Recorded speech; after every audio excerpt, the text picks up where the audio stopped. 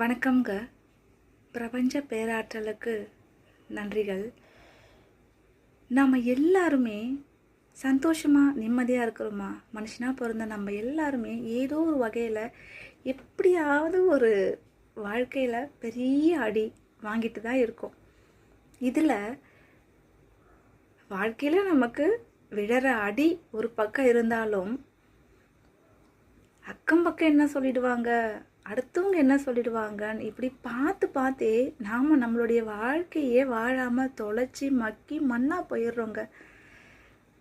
பிறந்ததுலேருந்து பெற்றவங்க கிட்ட இருந்து அப்போ ஒரு வாழ்க்கை, பெற்றவங்களுக்காக கூடவே இருந்து அவங்க சொல்படி கேட்டு அவங்க சொல்படி நடந்து அவங்க சொல்கிற பையனை கல்யாணம் பண்ணி அதுக்கப்புறம் கல்யாண வாழ்க்கையில் அவங்க கூட இருந்து அந்த கஷ்ட நஷ்டத்தை அனுசரித்து அதுலேருந்து மீண்டும் கொஞ்சம் வெளியே வரலான்னு பார்த்தா அடுத்து நம்ம பெற்ற பிள்ளைங்களுக்காக வாழ ஆரம்பிக்கிறோம். முதல்ல பெற்றவங்களுக்காக, அடுத்தது கட்டினவங்களுக்காக, அடுத்தது நம்ம பெற்ற பிள்ளைங்களுக்காக. அப்போது ஒரு கேள்வி எனக்குள்ளே ஓடுது, நாமெல்லாம் நம்மளுடைய அவங்கவுங்க தனிப்பட்ட வாழ்க்கையை எப்போ தாங்க வாழறோம்? இது நான் மட்டும் கிடையாது, நம்ம அப்பா அம்மா ஆகட்டும், நம்ம கட்டினவங்களாகட்டும், நம்ம பெற்றவங்களாகட்டும், அவங்க எல்லாருக்குமே இந்த கேள்வியை நான் வைக்கிறேன். தனித்தனி நபர்களாக யோசித்து பார்த்தா யாருமே அவங்களுடைய வாழ்க்கையை 99% மனிதர்கள் வாழவே இல்லைங்க.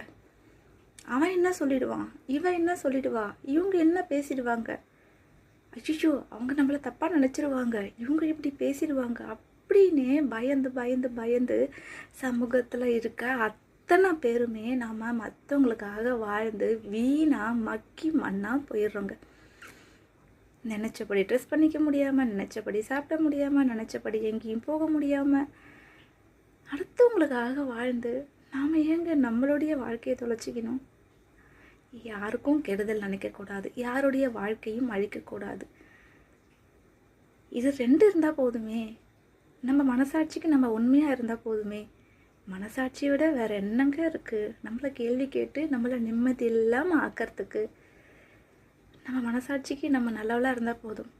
அடுத்தவங்களுக்கு எல்லாருக்கும் ப்ரூஃப் பண்ணணும் அவசியம் கிடையாது. இன்றைக்கி நான் தனிமையில் 2-3 வாரமாக இருக்கும்போது நிறைய விஷயங்கள் எனக்குள்ளே ஓடிக்கிட்டே இருக்குது. எவ்வளோலாம் நம்ம வீட்டுக்கு பார்த்துக்கணும், எவ்வளோலாம் நம்ம செய்தோம். நம்ம இன்றைக்கி அடுத்தவங்களோட உதவியை எதிர்பார்க்கும் போது தான் நிறைய விஷயங்கள் நமக்கு தெரிய வருது. அண்டு காலம் நிறைய போய் கடந்து போச்சுங்க.